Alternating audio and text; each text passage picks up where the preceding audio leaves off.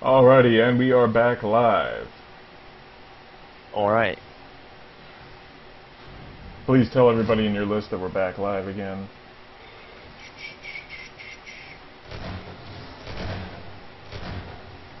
I'm doing it.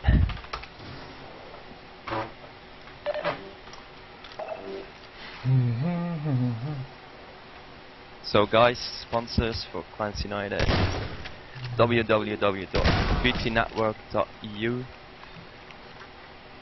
They need to come up with a better slogan. But I don't know if they have a slogan.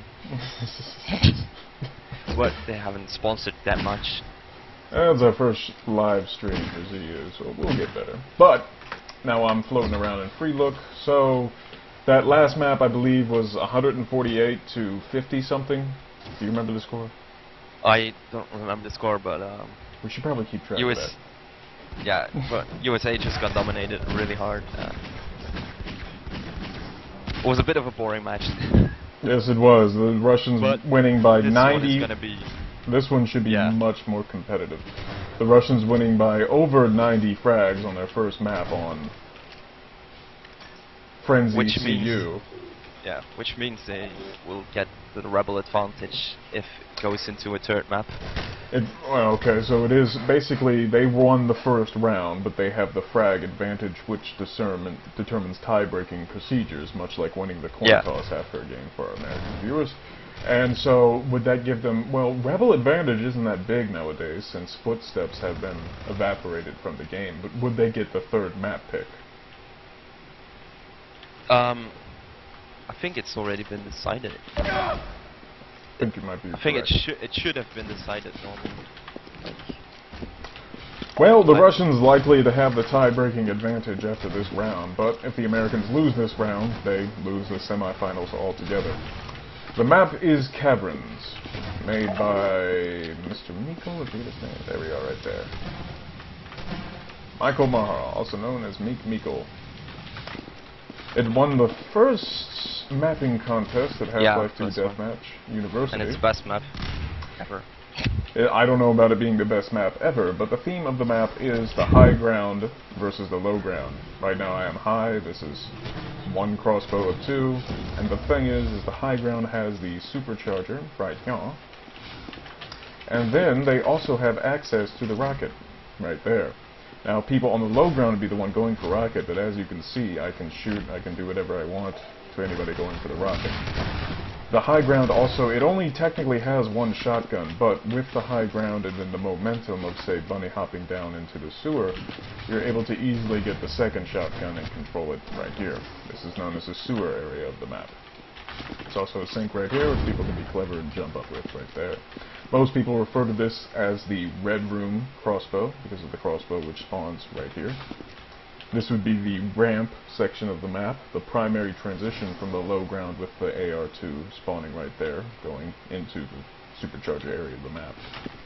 The problem with Caverns is that the people spawning on the low ground, they pretty much only have grenades to work with, and as we mentioned in the previous round, there's a lot of high pings on this server, so nades are a huge, huge question mark in terms of how players are going to be able to use them. And I believe the Hammer fellow saying that they won by 66, good game.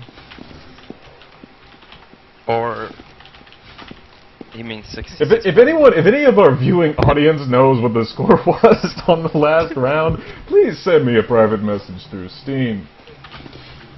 Oh gosh. So used I really don't know, man. I'm so used to Adrenaline Gamer 2. Wasn't it something like 127 to, I don't know, 40? With 75 seconds left, it was 129 to 47. Oh, but that's with 75 seconds left. Okay, so the Russians won by 66 frags. Anyways, so that's the low ground of Caverns, because Edge, for some reason, is shooting me while I'm trying to show you the map. The low ground basically has the spam. It's kind of like Lockdown, only instead of it being bathroom versus everything else, it's low ground versus high. And the low ground has a bit more spam, but not that many weapons. There's only one shotgun here at the console area. You'll see a lot of people out of control of the map camping here, waiting for this shotgun. And the other thing, this only happens in Valve HL2DM, but right here is the 0 point of the map. Now, technically speaking, that's where the mapper begins to make the map. And the reason it's important is because when items don't spawn correctly, like they spawn, gravity picks them, then they go out of the map, they pop up at the 0 point. So this is actually a pretty big control point. It's at the lower end of the map, and the amount of items spawning here can range from just one SMG nade to every single orb in the map, which can be pretty huge when you have an AR-2. So do look for a lot of fights here. Sometimes it's like 2 combine, AR2 balls there. Now with playing this map, I can tell you that the movement and in starting the engagement is going to be very, very good by the Americans. They play this map quite a bit, and they're very good at perceiving how people are going to rush around the corners. And the reason why is because a team out of control is going to be forced to use grenades quite a bit, and every time you use a grenade, it makes that noise that you're hearing right now, and you give away your position. And actually, I think the Russians aren't that great on this map. So USA definitely has. They have a chance for redemption. Yes. Yeah. There are 6. But of course, they have 6 shotguns. So I don't know how it's gonna end. But if the Americans do what I think they're going to do, and that's manage the high ground well, they'll probably be able to keep shotguns away from all but one of the Russian opponents.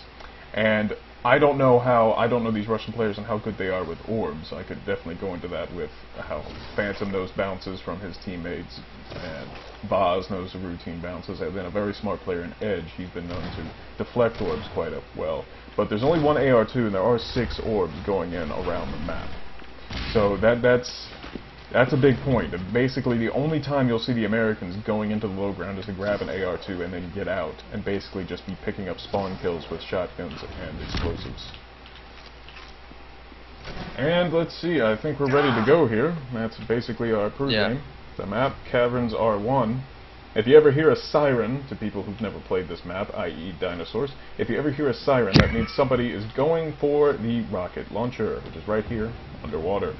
Now, the rocket can be a big deal. I mean, we've obviously seen what the Russians can do with the rocket, but then you have to go to the low ground to get the rocket, and then go all the way up here to get any type of ammo.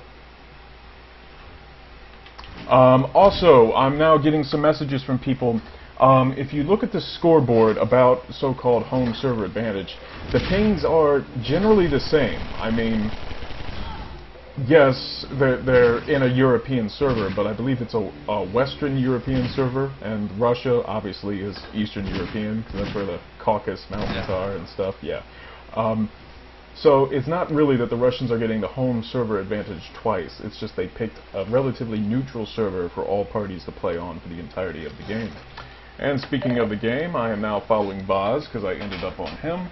And we are now starting round 2 of the Nations Cup 2012 semifinal. Russia versus United States. Russia currently, let's see, no, go back to Vaz. Vaz at the sewer. Sentry gets a kill. Whoa. Sentry gets an amazing shotgun kill. I did not know. How did Sentry have a shotgun? That was a great movement, but then he... Oh, I thought Vaz controlled that. But Edge doing a very good job at the shotgun and moving. Yeah, he's now, but he was at 1 HP, yeah, so. Yeah. Finished off by Slash. Slash now gathering just a little bit of suit, but then getting picked off by Edge. And it seems as USA is getting a better start than... It is tied 5-5, rather than going down by 10 right off the bat. Slash, but Russia gets a high ground right now. Russia does. High ground and shotguns. Oh, nice. Done there by Phantom. Whoa. Who are we following? We're following Slash. Well, I thought we were about to fight Phantom, but no good. Slash now just trying to gather everything to high ground. Gets a nice bow there, but then a headshot. A headshot by Phantom. And you'll see him do that quite a bit on this map. He's very good at anticipating where people will move. He doesn't miss too many. Charge. Oh, nice double. Now what you're seeing here... Out there by fast. Yes, so it's a very good 2v1, and Americans will have better shotgun management, but then Phantom unable to hear the nade being cooked by Slash. Slash. Following Slash now. At least we're trying to. Slash now being spooked by someone in sewer. He's going to go down into sewer. Not something I would have recommended. That's a very low chance bow right there. Gathering health and giving away his position all the while. Does not yield any kills from the props. And Phantom able to get... Phantom. That's what happens when you have big pings going on. Phantom with 58 HP. Nice catch there, but he's mopped up. That's a 2v1. By Russian player 2.0, apparently, who then mops up Edge with the shotgun, and is now the Russians with a slight lead in the high ground, 14 on 11. Yeah, they're basically just holding this area, like.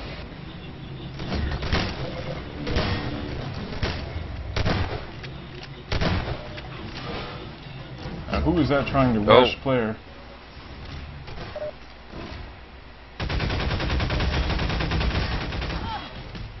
Nice hit by Sentry there. Following Russia player 2.0, who I think is that hammer person from before, then again I don't know. No, it's player 2.0. Okay, that's his person. name. That's his name. Phantom now, looking to pick up some spawn kills at ramp. He will get some help from Edge. He had taken no damage during that fight. Gets a mag hit there. I think he hit him. Yeah. Yes, he did. That was nice. Probably telling his teammates that somebody's low at the red room. And the score is 18 to 17. 18 to 17, yeah. In favor of Russia. 18 to 18 for one. Nice job. Phantom Yeah. heard the person below him, throws the nade that way. That Russian player won't have a shotgun for another 7 seconds, but then he's mopped up by Edge. Edge 2 kills. Really nice. Phantom gets killed. Yes, Phantom knowing that they're spawning and trying to rush the middle of the map, but then gets shoddy sprayed by Slash. Slash now at 40 HP, he's trying to look for a way out, he will not get it. Edge mopping him up, and then we have a pause. And a pause. For a crash of a Russian player. Player 2.0, I guess. Perhaps you should upgrade his version to 3.0 and get a better connection. Just saying, obviously 2.0 isn't cutting it. This pause moment brought to you by Subway. Frag Fresh.